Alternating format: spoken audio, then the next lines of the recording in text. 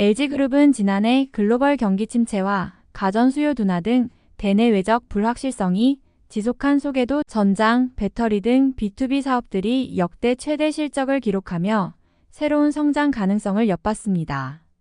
이를 두고 업계에선 구강모 LG 회장이 구상했던 B2B 기업으로의 전환 발판을 마련했다는 평가가 나옵니다. 2023년은 LG전자, LG화학 등 주요 그룹사들도 전장과 배터리 사업을 기반으로 체질 개선을 서두르는 한 해였습니다.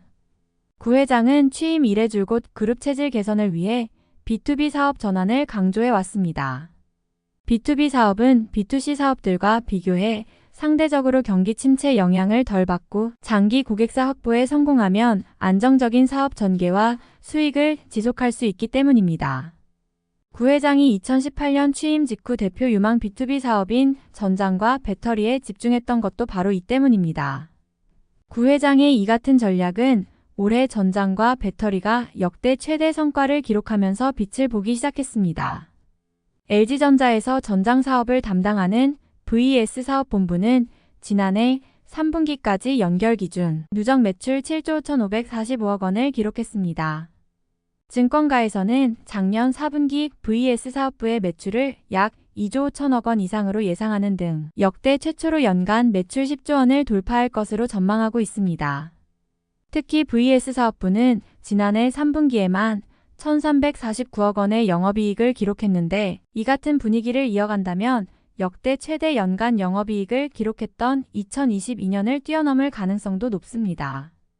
LG전자 VS 사업부를 비롯해 LG마그나, 이파워트레인, GKW 등 LG그룹 전장 계열사들의 수주 잔액도 역대 최대인 120조 원에 달합니다. 수주 잔액이 순차적으로 매출로 전환되면 올해는 작년보다 더 큰 성장세를 이어갈 전망입니다.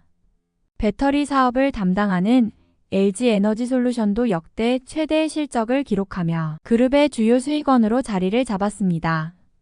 LG엔솔의 지난해 3분기까지 연결 기준 누적 매출은 약 25조 7,441억 원, 누적 영업이익은 1조 3,982억 원으로 이미 역대 최대 실적을 기록했던 2022년의 총 매출과 총 영업이익을 모두 넘어섰습니다.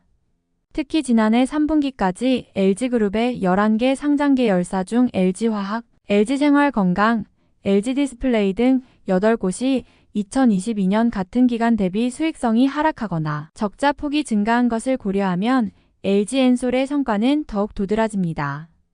이처럼 전장과 배터리 사업이 본격 궤도에 오르면서 두 사업을 기반으로 한 LG그룹의 B2B 사업 전환도 본격화했습니다.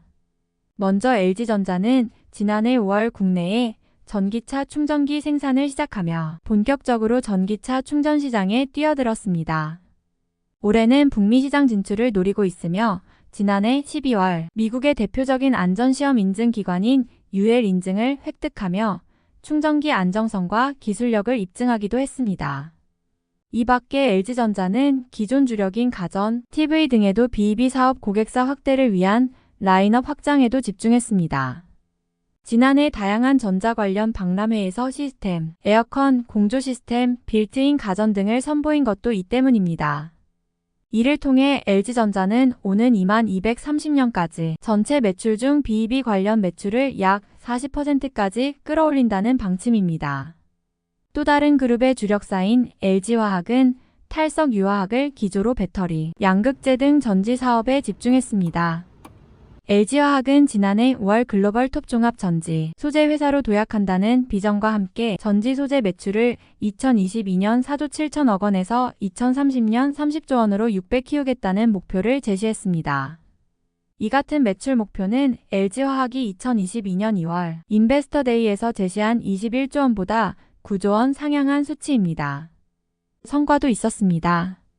대표적으로 차세대 배터리의 핵심 부품인 하이니켈 단입자 양극재를 국내 기업 최초로 양산에 성공한 것입니다. LG화학은 오는 2027년까지 단입자 양극재 생산 라인을 구미 공장으로 확장하고 총 생산 규모를 연간 5만 톤 이상으로 확대할 계획입니다. 여기에 LG화학은 지난해 일본 토요타의 북미 법인인 TMA와 약 2조 8천억 원 규모의 양극재 공급 계약을 체결한 것을 시작으로 미국의 제너럴 모터스와도 2030년까지 약 95만 톤의 양극재를 공급하기로 하는 등 외부 고객사 확보에도 성공했습니다. 이를 통해 현재 약 3% 수준의 외부 거래 비중을 2030년까지 약 40%로 확대한다는 구상입니다. LG 디스플레이와 LG U+도 전기차 시장 확대로 잠재력이 높은 차량용 인포테인먼트 시장 공략을 확대했습니다. LG 디스플레이는 차량용 디스플레이 솔루션을 선보이며 현대차 제네시스, 메르세데스-벤츠, 캐딜락 등의 고객사를 확보했습니다.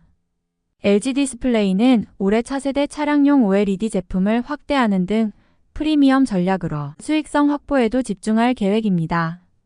이를 위해 오는 9일부터 12일까지 미국 라스베가스에서 열리는 세계 최대 가전 박람회 CES 2024에서 차세대 차량용 OLED 디스플레이 솔루션을 대거 선보일 계획입니다. LG 디스플레이가 차량용 인포테인먼트 사업에서 하드웨어를 담당한다면 LG U+는 카페이 플랫폼 등 소프트웨어 시장을 공략 중입니다. LG U+는 지난해 현대자동차 그룹의 전 차종에 차량용 무선통신 회선 공급을 시작했으며 지난해 9월에는 현대차와 기아의 인포테인먼트 시스템에 자사의 동영상 스트리밍 서비스 유모바일 TV도 제공하기로 했습니다. 또 LG U+는 KG 모빌리티가 지난해 10월 출시한 전기차 토레스 EVX에 자체 커넥티드카 인포테인먼트 플랫폼 인포콘도 공급합니다. 인포콘은 원격 제어 안전 및 보안 차량 관리, 어시스턴스 정보 엔터테인먼트 등 운전자에게 차량과 관련한 전방위적 서비스를 제공합니다. LG U+는 인포콘 외에도 KG 모빌리티와 협력해 개발 중인 카페이 솔루션, 인포콘 페이도 올해 상반기 출시할 계획입니다. 이 밖에 LG U+는 토요타, 카카오 모빌리티와 각각 협력해 전기차 충전 시장 진출도 선언하는 등 전기차 인프라 시장 공략에 나서고 있습니다.